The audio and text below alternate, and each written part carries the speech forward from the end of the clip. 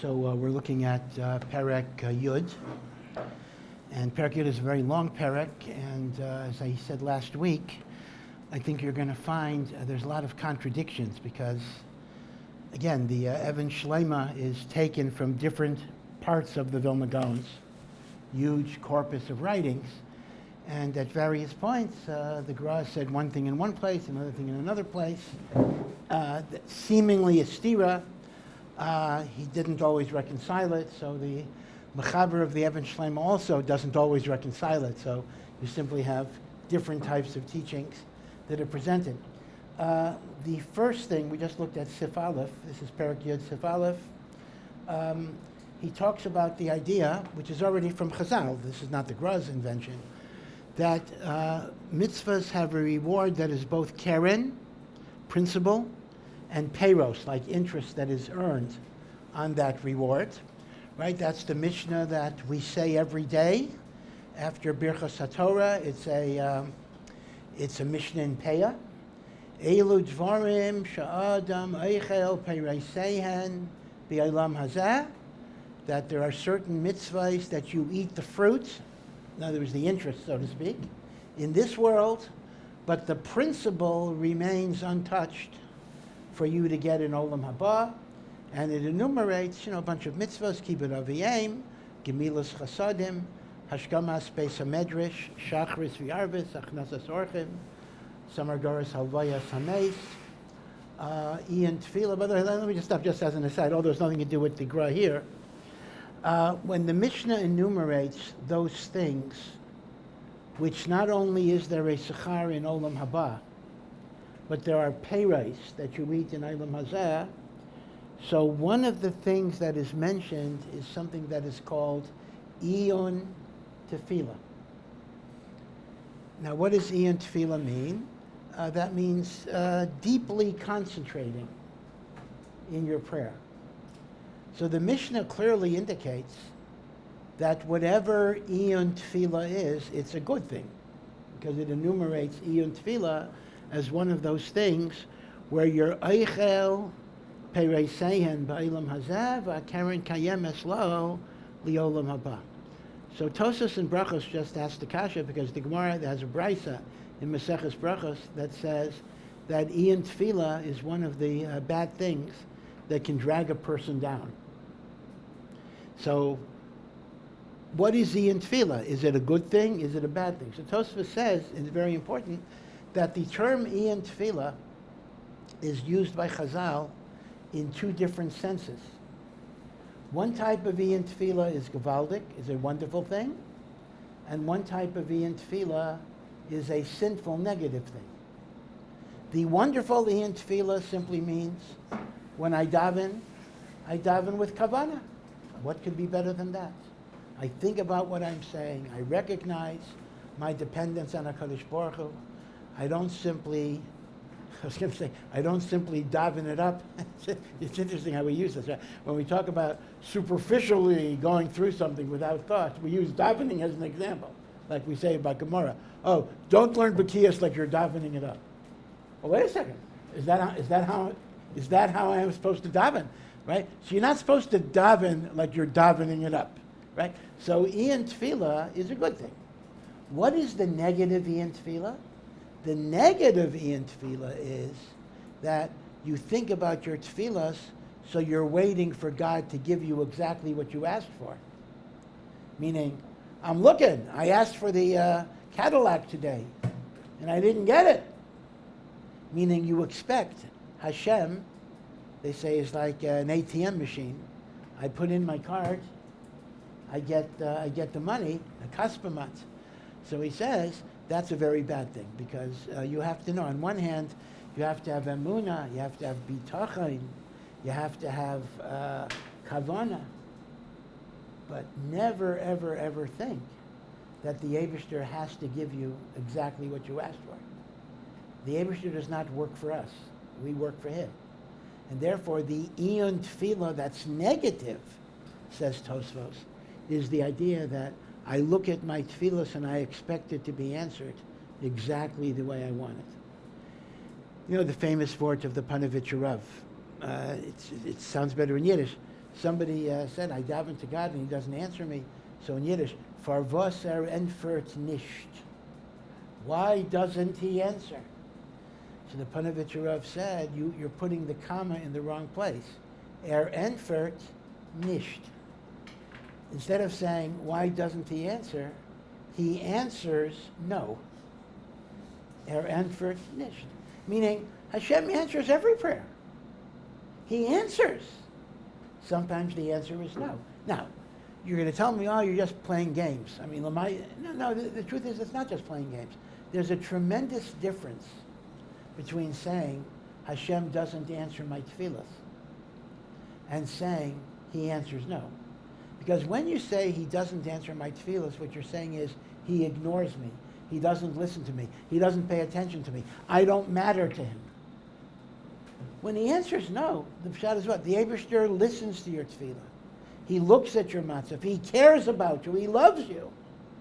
And he has determined, for reasons we don't always understand, that at this particular moment in time, this is not the right thing for you. So Hashem saying no is a very, very different psychological relationship with Hashem than Hashem not answering. Not answering is he's ignoring me. Answering means he's paying attention to me and has decided what is good for me at any given moment in time. Now, we don't always understand why that's so. Yeah, these are mysteries that we don't fully understand, but this is, Chazal say, Kol ma diavad rachamana. Whatever Hashem does is the taif. All right, so that's just a little aside, a digression about Iyun Tefillah. But be it as it may, though, the central concept of Keren and Peiros, there is a principle, and then there's kind of the equivalent of interest, is something that Chazal taught us. Meaning, you can get certain benefits for your mitzvahs in this world that do not take away from your Olam Haba. Right? That's called Achilas Peiros. Just as the Peiros do not destroy the Keren, so the Sechar that you get for the Peiros does not take away what you get in Olam Haba. Now, the Vilna Gaon says, however, that Tzadkim do not eat Peiros in Olam Hazeh. So apparently there's a special merit for Tzadkim, and this term is not defined here, in which, instead of Hashem giving the tzaddik the Peiros, Hashem, so to speak, reinvests the Peiros in Keren. Again, I'll make up numbers. The numbers are meaningless. Let's assume your Keren is worth 100 units of Olam Haba, whatever that is. And your Peiros are calculated at a 10% rate of return. It's hard to even know exactly what this means. But that means every year in Olam Hazeh, you get 10 units of pleasure, and those are the Peiros. So the tzaddik, instead of getting the 10 units of pleasure, leaving him with 100 units in Olam Haba, HaKadosh Baruch Hu takes the 10 units and reinvests it in more Olam Haba. So the tzaddik's Olam Haba grows by virtue of the Peiros that he does not get in Olam Hazeh. Okay, so now I had raised the question last week, and I don't have a complete answer to it. It seems unfair to treat a Rasha and a Tzaddik differently with respect to mitzvahs that they both have done, because you're telling me one guy's a Rasha or even a Benoni. Right? Reuven's a Benoni. Let's say Benoni. We don't have to say he's a Rasha. Reuven is a Benoni, Shimon is a Tzaddik. They both do a mitzvah that gets 100 units of Olam Haba. So they both did a mitzvah that gives them 100 units. Those 100 units generates 10 units of Peiros every year. So what the Gra seems to be saying is, because Reuven is only a Benoni, he'll get those 10 units in Olam Hazeh currency, leaving him with an intact principle of 100 in Olam Haba. But because Shimon is a tzaddik, I'm going to take the 10% and add it to the Keren. Well, why? I mean, legabe, the thing that they're getting 100 for, they both did the same mitzvah, right? So why should it be that the tzaddik gets his Keren augmented while the person who's not a tzaddik gets it via Peiros. That's the question of equality of currency. In other words, the argument goes, which you have to be ma'ayin in, that I would have thought misvara, that a Rasha and a tzaddik should get the identical reward for the same mitzvah that they've done. Now, of course, a tzaddik in the aggregate is going to get much more reward. That's obvious, because the tzaddik has done a gazillion times more mitzvahs. But per mitzvah, the argument might have been that the Rasha and the tzaddik should be equal. Again, if we make up numbers, if every time you daven, you get 100 in Olam Haba, so the Rasha who davens Shachris and the tzaddik who davens Shachris should both be credited with 100 units. Now, the Rasha will not have as many at the end, but vis-a-vis the 100 units that he was credited with, why would Hashem treat it differently? This is a difficult problem of differential treatment. Because if the Rasha is getting paid in Olam Hazeh currency, he's not getting paid the same price. Because the pleasures of Olam Hazeh are not worth anything compared to the pleasures of Olam Haba. So the Rasha is getting paid in play money, and the tzaddik is getting, I'm using money just as an analogy, the tzaddik is getting paid in real money. Is there not a yashras problem in that particular issue? Yeah. Didn't the Rav mention before that the whole idea of getting the Peiros in this row is like schar mitzvah in order to, you're getting your Peiros in order to do another mitzvah. So for the Rasha, he needs more incentive maybe to do another mitzvah. Yeah, that's an interesting point. If you look at sechar as encouragement to do more mitzvahs, then maybe B'dafka, the Rasha, or even the Benoni, needs these incentives, otherwise he might not do it. Even with it, he may not do it, but at least this may encourage him. The tzaddik, B'dafka, needs less.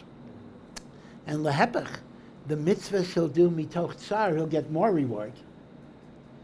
In other words, Hashem gives you in Olam Hazeh that which will maximize your reward in Olam Haba. So by the tzaddik, that would be in the form of deprivation. In the case of the non-tzaddik, it'll be in the form of more gashmias in this world. At least that's the hope that the tzaddik. Yeah, that's a good svar. But after all of this hakdama, though, the Gemara then throws me for a loop. He says, a tzaddik does not get his peiros in Olam Hazeh unless there are many tzaddikim in the generation. Huh? I mean, what's going on? We finally came to a little bit of an explanation of why Hashem is doing the tzaddik a favor by kind of reinvesting the peiros in Olam Haba.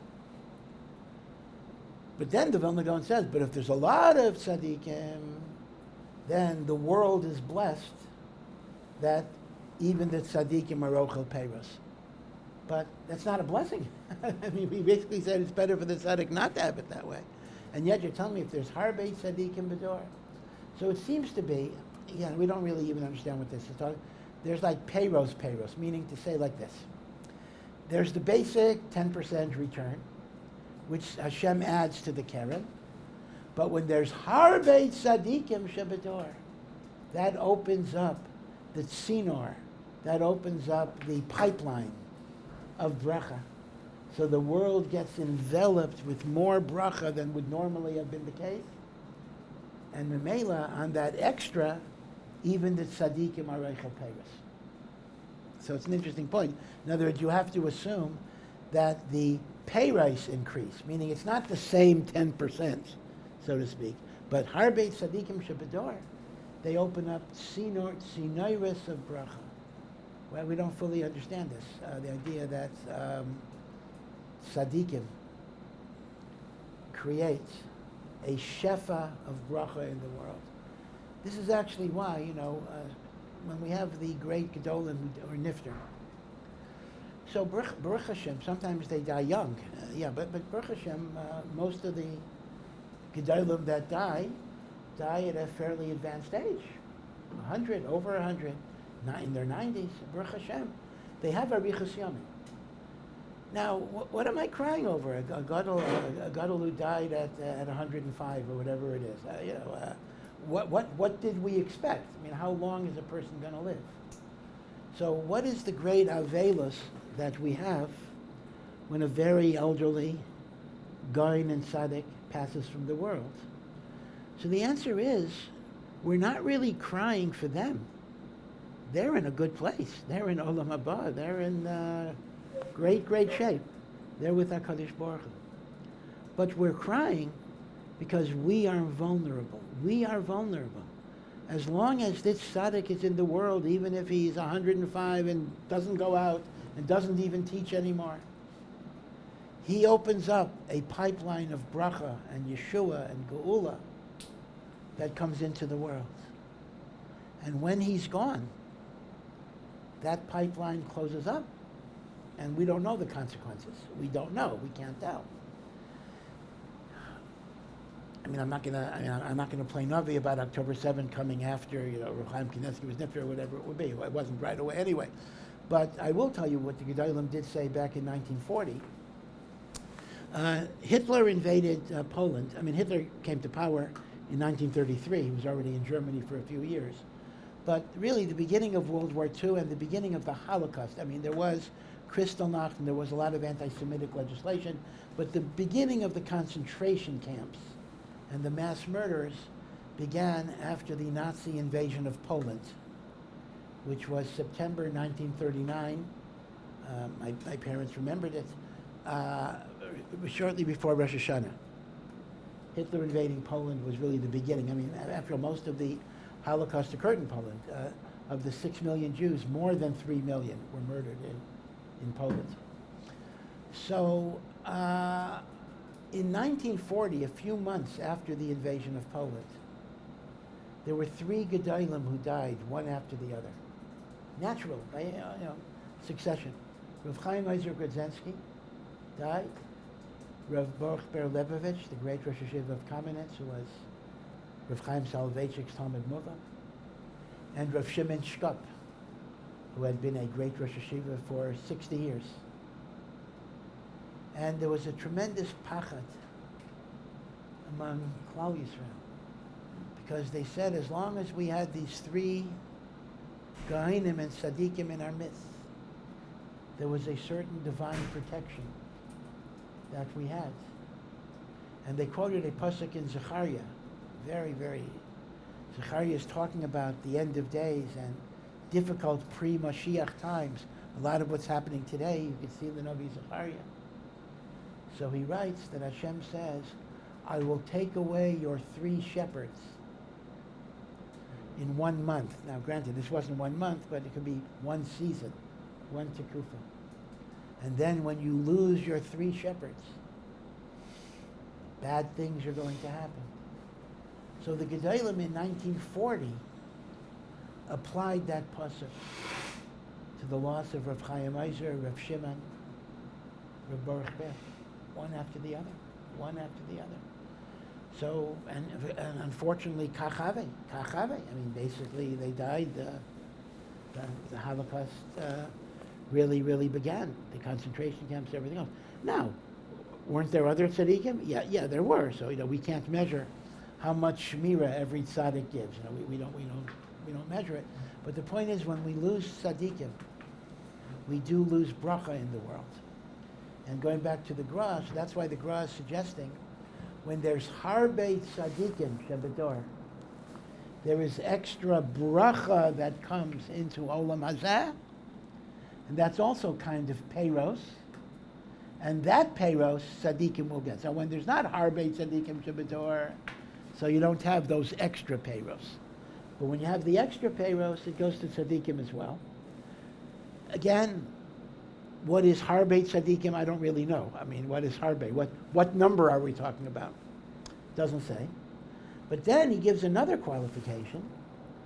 But this is only true if the tzaddik is tov labriyos, Toiv labrios, meaning not only is he careful in bein adam lamakom, but he is a tzaddik who also is friendly with people, midos tovos, and the like. Because that's a midah keneged midah, that a tzaddik will not be eichel Peiros in Olam Hazeh, even if there are many tzaddikim shabador, unless he makes people's life better in Olam Hazeh. Right? I make your life better in Olam Hazeh, so Hashem will give me, or whatever, something in Olam Hazeh. Toiv labrios. In this connection, let me just mention a very nice word from the Mabit. The Mabit, Rav Moshe ben Yosef Trani, was an early Acharon. He lived in the time of the Beis Yosef. He was the head of the Beis Din in Sfas. Rav Yosef Karo was the Rav, and the Mabit was the Av Beis Din in Sfas.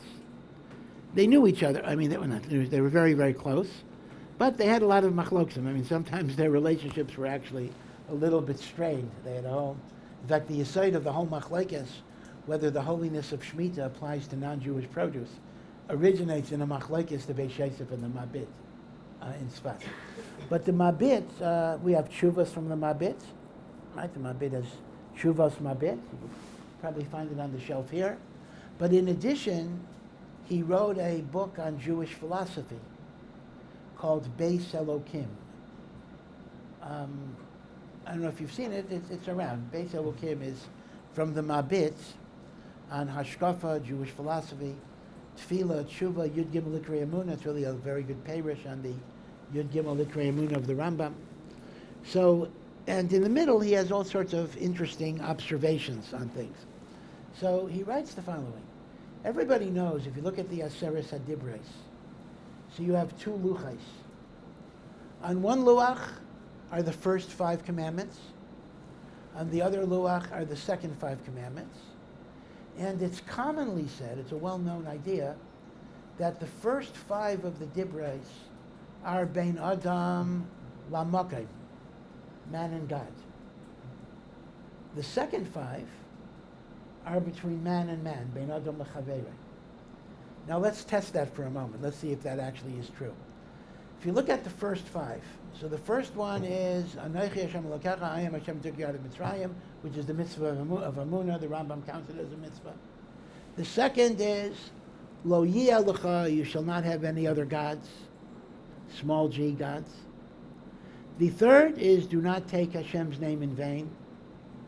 The fourth is remember the day of Shabbos, to keep it holy. So far, so good. Bein Adam La Makom. Number 5 is a problem. Kabed esavicha v'yasimecha. Honor your father and mother. Now that's in the first column. Is honoring your father and mother, is that Bein Adam L'Makayim? Or is that Bein Adam L'Chaverei? The pashtus, since it involves the honor I show another human being, I might have classified it as Bein Adam L'Chaverei. So why is it in column 1? Right, so you might want to give him a Balabatashe answer. Well, if I would have put it in column 2, it would be 4 and 6. I got to make it, but still, but Lamaisa, right? So there are kind of a terutzim. One teretz is that when you appreciate your parents who gave you life, you will have hakaras atayv to HaKadosh Baruch Hu, who is the ultimate giver of life. In other words, by honoring my parents, I come to honor Hashem. Because if I don't honor my parents and I'm not makir tayv for the life that they gave me, then I'm not going to feel hakaras atayv to Hashem for the life that He gave me. So kibbud aviyim, on one level, is a stepping stone to honoring Hashem. Right? That's one answer. There's actually a deeper psychological answer that some of the Bali Musar talk about. And they say that in many, many ways, the way we envision HaKadosh Baruch Hu, very much depends on the way we relate to our parents. And this starts from very, very young. A little child is very helpless in the world. Okay, a baby doesn't have awareness yet, but certainly by the time you're 3, you kind of know your place. You have these gigantic people surrounding you all the time that tell you what to do and where to go. And these are really like, fearsome. So a child could relate to his parents in 2 opposite ways. I could look at my parents as fearsome, unpredictable, arbitrary. I never know if they're going to get angry at me. I never know if they're going to hit me. I just don't know. And I'm kind of scared of them. Or you can look at your parents as loving, dependable.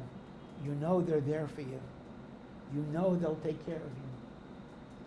The interesting thing is, we perceive HaKadosh Baruch Hu as kind of super parent.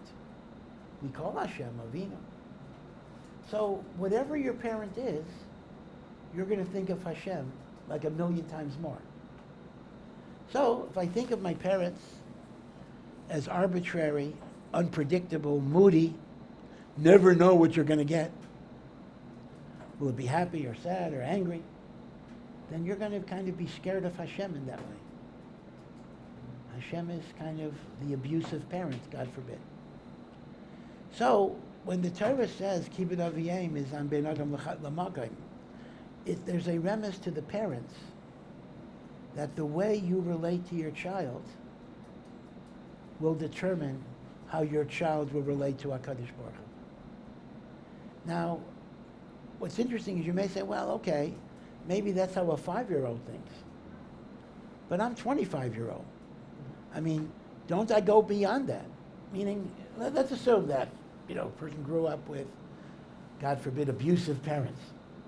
And as a result, they felt they couldn't trust Hashem. Okay. But I know now that God is different than my parents, right? God, everything. In other words, am I going to be stuck with that when I grow up? I mean, don't I mature? Don't I have new understandings? Well, the answer is you do. Baruch Hashem, you do. All of us do. But what's a little disheartening is those initial images that were formed as children are actually very much a part of us, even when we get older. Even when we get older. They're part of our nature. Now, as we become aware of that, we can work on it to change it. But, if you're not aware of it consciously, there's a lot of things going on. Adults, I don't want to get too psychological, but adults in many ways, and this includes B'nai Torah, any type of adult, adults are crying children on the inside in many, many ways. There are traumas that we suffered that we might not even remember that are affecting us. I remember hearing an interview once with Richard Nixon. Anyone remembers Richard Nixon? Richard Nixon was president of the United States. He had to resign because he was on the verge of being impeached and convicted.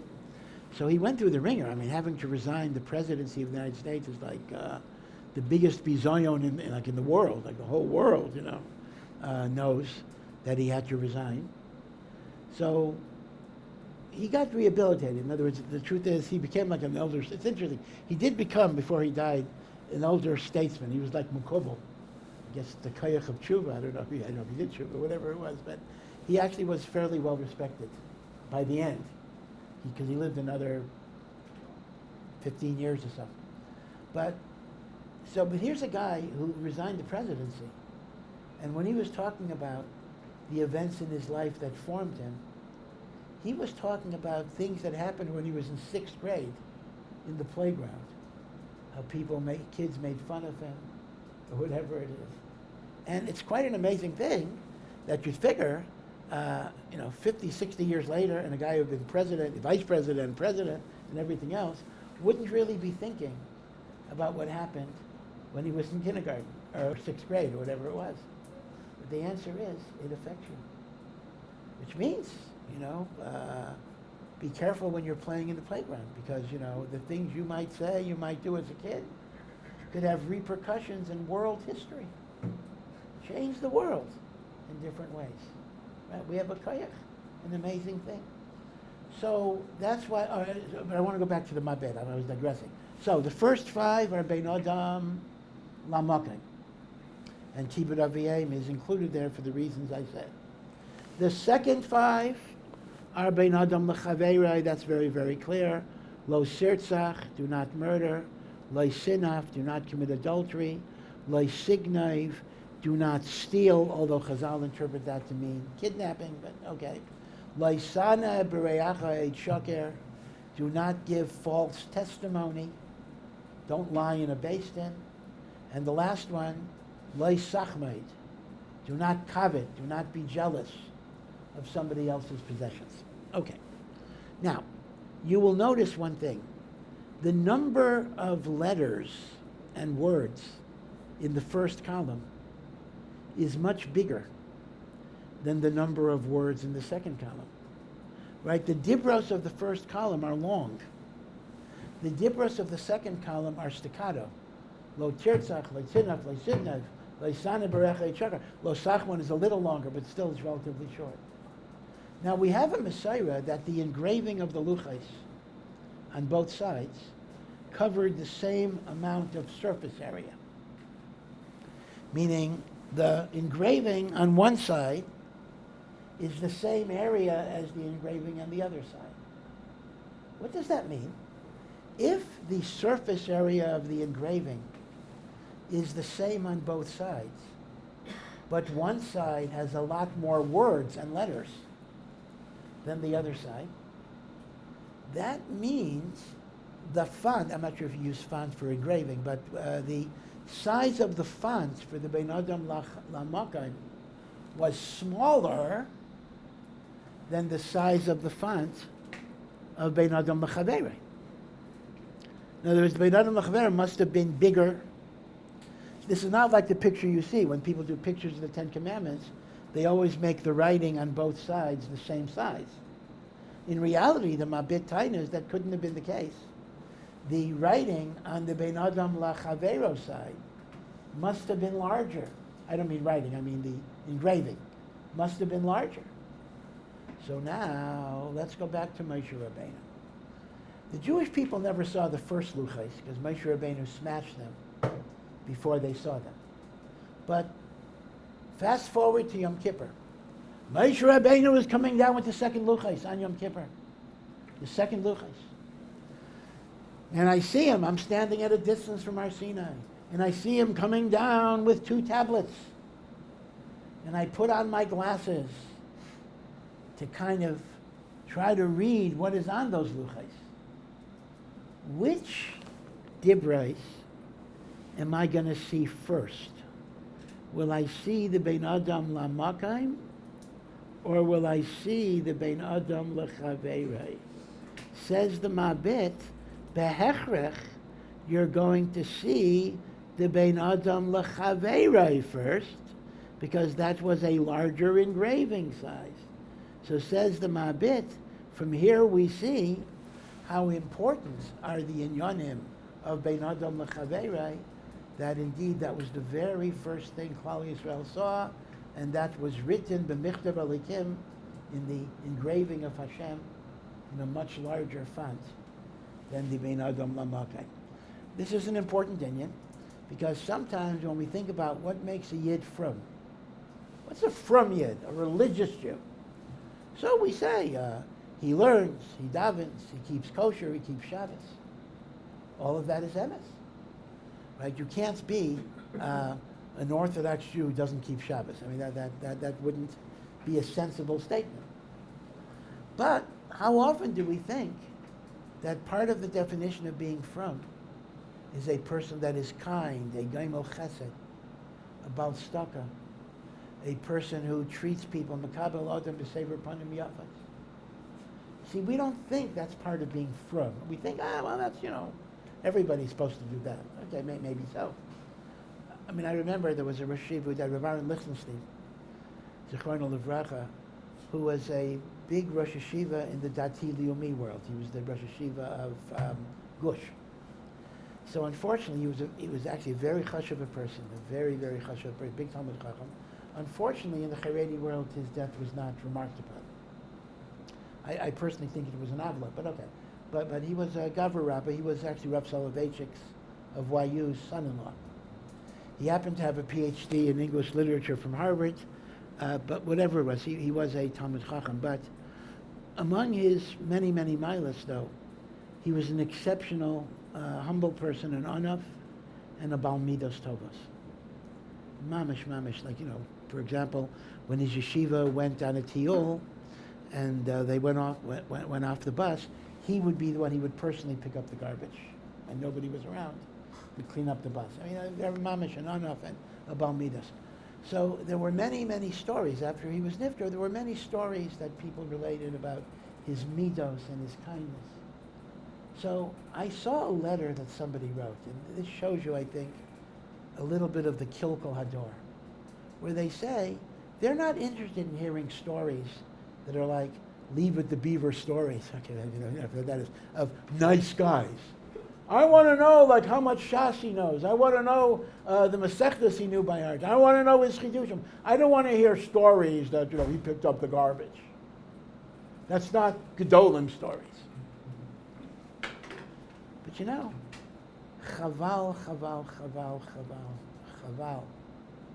They certainly are Gedolim stories. Gedolim and Midos. Like Midos don't count. What is that? That's not the sign of a great person. That's Midos, man. What are you bothering with Midos? I want to hear brilliance. Yeah. So the point that the Gra is saying is this. The special bracha that when there are many tzaddikim, a tzaddik is zeicha to Peiros, even in Eilam Hazeh, is only when a tzaddik is also toiv labriyos. Tzaddik is not toiv labriyos. Hashem is not going to give him the shefa bracha of these extra Peiros in Eilam Hazeh. So the one thing that I think you see over and over again, people are not always omed on this, is the Bein Adam L'Chaveirei greatness of Gedolei Yisrael. Now sometimes we hear it less and the like, but for example, I remember of Moshe Feinstein and Rav David Feinstein, his son, and I tell people, Art Scroll should give me a commission. I urge people strongly to read the Art Scroll biography of Rav David Feinstein, Rav Moshe's son, to see what godless is. He used to replace the sodas in the machine every but just a million things. Now, Rav Moshe was not only the Gain Hador and the Pesach Hador, but Rav Moshe's midos were unbelievable.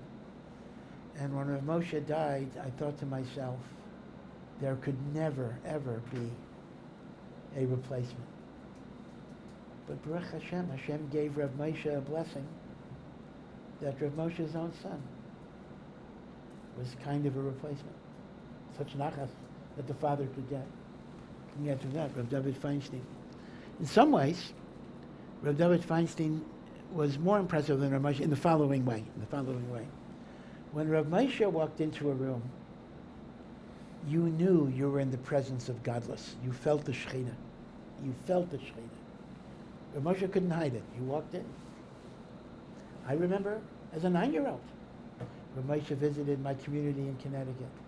And I didn't know who he was really, but I distinctly remember a glow on his face, a shining on his face.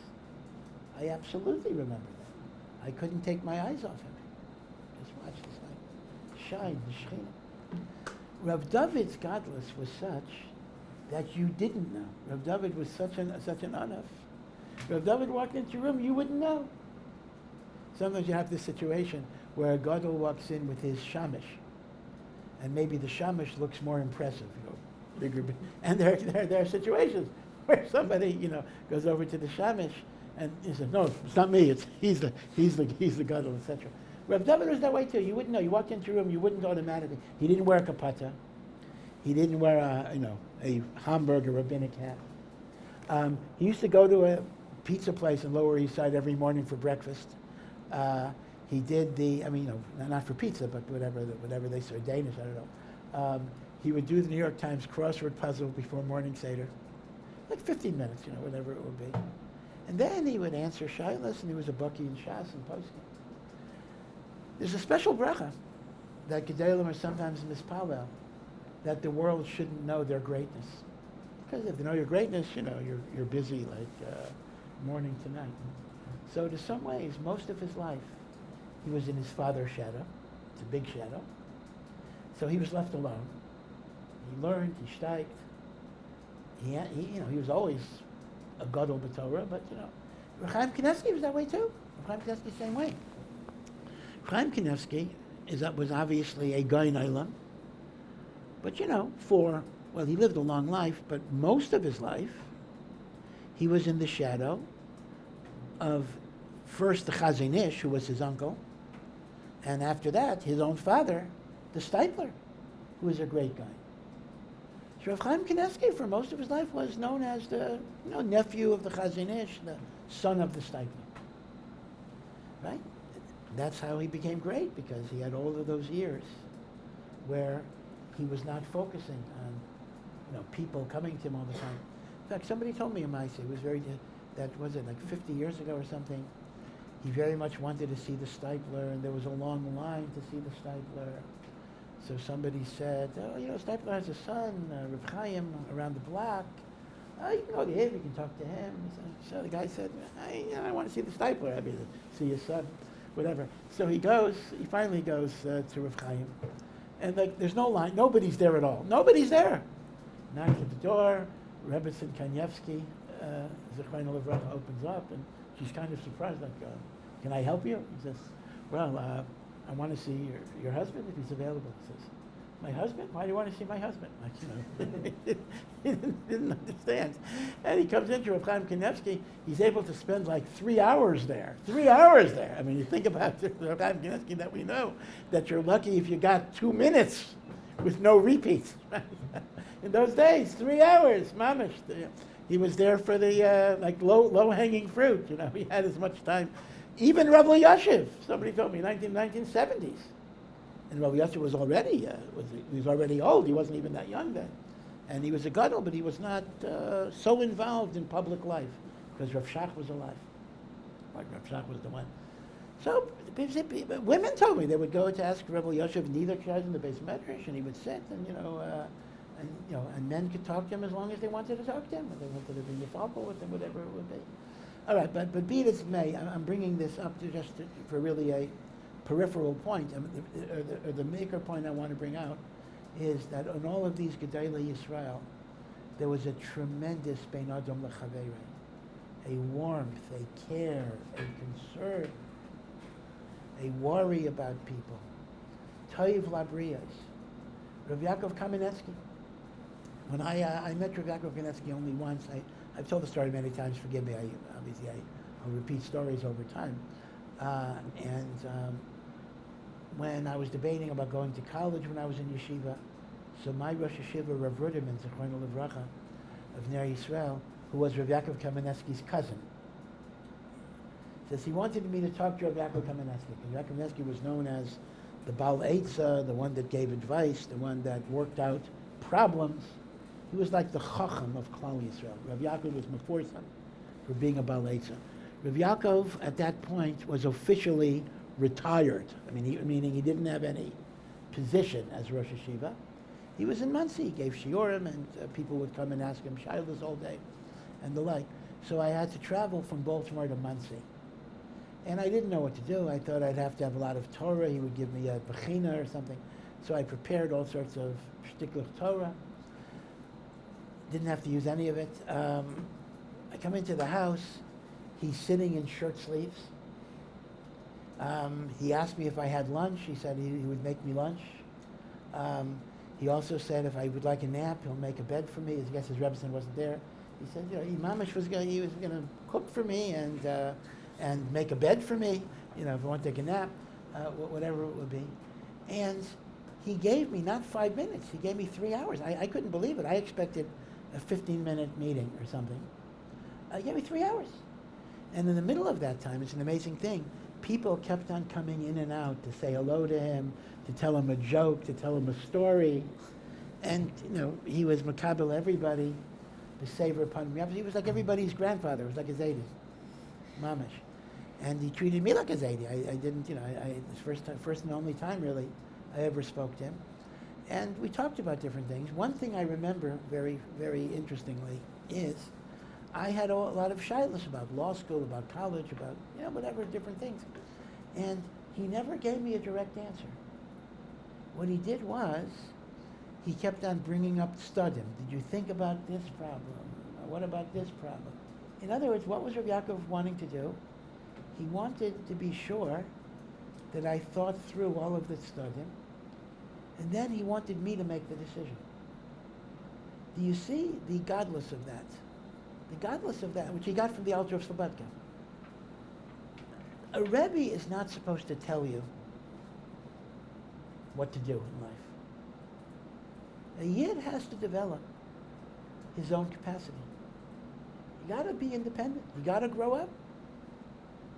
A Rebbe gives you a hashkafa, and a Rebbe tries to help you be sure to understand the different studim. And then, when you understand the different studim, you have to take achrayus for your decision. I remember this specifically, the way Rav Yaakov dealt with me, but I heard later that Rav Yaakov decried what he called the Chassidification of the Litvish Torah world. What do you mean by that?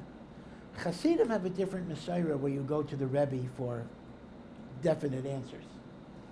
Rav Yaakov says that had not been the Mahalach in Slobodka and in Mir, the great Litvish yeshivas. The Mahalach there was you made your own decisions based on the hashkafas and the musar that you absorbed from your Rebbeim. So if Yaakov saw that Bnei Torah today, and I would say more so in Eretz Yisrael maybe, tend to be ultra super dependent on what does the Gadol say. And Rav Yaakov held that was not the greatest development. He called it the Chassidification of the Litvish Torah world. I mean, Brisk in some ways is a Chassidus, even though Brisk is misnagate. But Brisk is Chassidus because the way they regard Brisk is, another type of Chassidish Rebbe, so to speak. And they tell Maisim, Chassidish Maisim, Brisker Chassidish Maisim, whatever it will be. So Yaakov was very much an advocate of cultivating independence in your thinking, but it should be an independence that is rooted in years of learning Torah and with a kesher to Talmidei Chachamim and Rabbanim. We don't mean stamazeh, whatever you want to do. You have to cheshbon. But a Rebbe did not do his job unless he imparted to the Talmud the kalim for the Talmud to make decisions. So this is why, if you look, they print, when they print Rav Chaim Kanevsky's Svarim, so sometimes they print Svarim in which he gives one or two word answers to different shilas. And you see that sometimes he'll just say, do what you want. Like people will ask, I don't even remember right now, but I'll make up a shilah. Like, is it better to have cornflakes or Cheerios for breakfast? Now, I don't think that particular shilah was asked, but shilas very similar to that were asked. And he'll just answer, Kirtso necha, do what you want. What are you bothering me? Kirtso necha. But the point I'm making is, people feel the need that they have to ask those shilas. People are so insecure. I have to ask, cornflakes or Cheerios, what's Das Torah on such an important issue? And Rav Chaim says, Das Torah is you do what you want. Okay? Meaning there is room in life for autonomy and independence. Okay, but the reason I brought in, again, I'm digressing a lot, but again, that's Zecher Tzadik Livracha. When we mention Tzaddikim, it's kedai to talk about them a little bit, because just remembering them brings bracha. Right? It's not just when the tzaddik is alive, he brings bracha, as we just said, but Zecher Tzadik, remembering the tzaddik. The Chazon Ish used to say that although the Chazon Ish was not a big storyteller per se, the Chazon Ish learned, but the Chazon Ish said, stories of Gedolei Yisrael are the best Musar Sefer. They're the best Musar Sefers to have stories of Gedolei Yisrael, because you see what godless is. So when Rav Yaakov died, Rav Yaakov lived in Monsey, but the last few months of his life, he went to his daughter in Baltimore. So he actually was nifter in Baltimore. So he was not in Monsey the last few months of his life. He died in Baltimore. So his house in Monsey was near a convent. Convent are nuns, Catholic nuns. And these are the old-fashioned nuns. Today, nuns are Reformed nuns. They dress like regular women. But, the Orthodox nun, is a full habit with a thing. So a bacher is walking near Rav Yaakov's house, and he's looking at the ground, and all of a sudden, like he bumps into a full habit nun. Kind of scary, a whole nun. And she says, can I ask you something? What does she want to do? Is she going to kidnap me and convert me? What's going to be? So she said this. She says, there was an old man who used to take walks in this neighborhood. I haven't seen him for a few months. Can you tell me if he still lives here? And the boy said, well, this was Rabbi Kamenetsky, and he's not alive. He died. So she said, the nun said, that's too bad. He was the only one who always said good morning to us when we passed down the street. Everyone else would look away or ignore us. Rav Yaakov said good morning to a nun. Good morning, kavod abrias. Even to a goy, even to a nun, etc. They say whenever there was a funeral hearse driving by, even a non-Jew, a hearse, he would always walk 4 amos behind the hearse, he says, to give kavod to a person. They tell a story about Rav Aaron Cutler, although some say it's not true. So it's one of those stories that whenever they would be driving, and they'd have to go through tolls. So it used to be, maybe less so today, some toll booths are manned by somebody, and some are automatic. If you have exact change, or now you have Easy Pass, you just drive through. That Rav Aaron was makbid that you always use the toll booth that has a person in it. Because when you bypass the person, you're kind of saying, you're not needed here, right? Who needs you? Why are you here? A human being has to feel that they're needed in the world. So he said, you're needed, I need you, whatever it will be. So this is the idea of kavod abrias. And sometimes it's unfortunate when we think about Gedolim, we remember their genius, we remember their brilliance, we remember their hasmada. We'll talk about the fact that, they knew every daf of Bavli and Yerushalmi that they chazered hundreds and hundreds of times. And that's important too. We need to remember their godless and Torah. But in fact, we should also remember the Midas Taives. And in many ways, Rebbetzin Feinstein, Ramosha's wife, used to say this. She said a very interesting thing. She said, very few people could ever have the godless and Torah of my husband, because, he was unusual. But in Midos Tovos, they could try to be like my husband. He says they probably won't reach that either. But that's something, on some level, you could reach that level of Midas, right? So you can look at a gadol and say, I will try to be, like them in something. He says that might be a shaykh for a person to attain a little bit. So this is what the Gemara is saying. This is the Gemara is basically saying the special maila of the tzaddik, that if there are harbe tzaddikim bedor, he'll even get Peiros, is only if the tzaddik is toiv labrios. In fact, one could raise a question on the Gemara. The lashon implies you can be a tzaddik who's not toiv labrios. Well, I would have thought, wait a second. A tzaddik who's not toiv labrios, not a tzaddik. So it could be he means like this, though. He could mean that he doesn't mean a tzaddik who's bad to people. A tzaddik who's bad to people is not a tzaddik.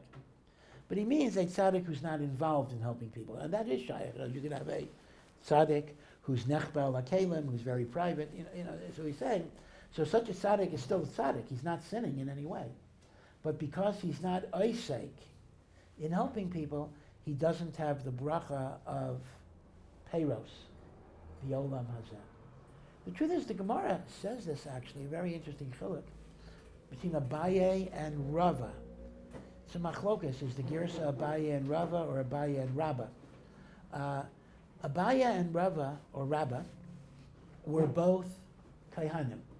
They were both Kaihanim, and they were descended from Eli.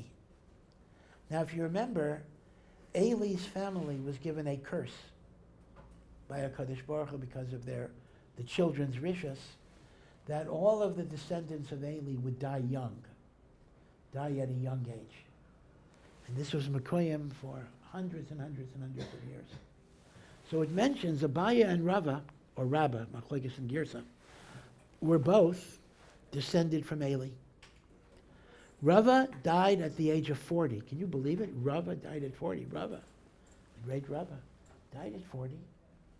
Abaye lived until 60. Abaye lived longer.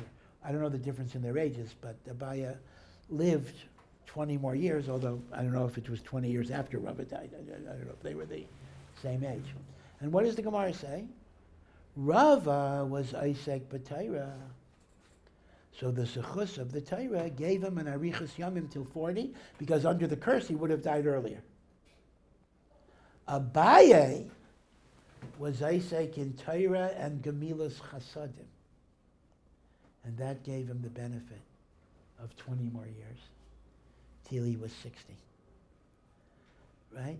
So when we say Rava was not Isaac with Gemilas Chasadim, that certainly doesn't mean he was mean to people. Of course he wasn't mean to people, but it means he was, in the base medrash, he was not actively involved in stucca or whatever it would be. So there was no Aveira here whatsoever. Of course there was no Aveira.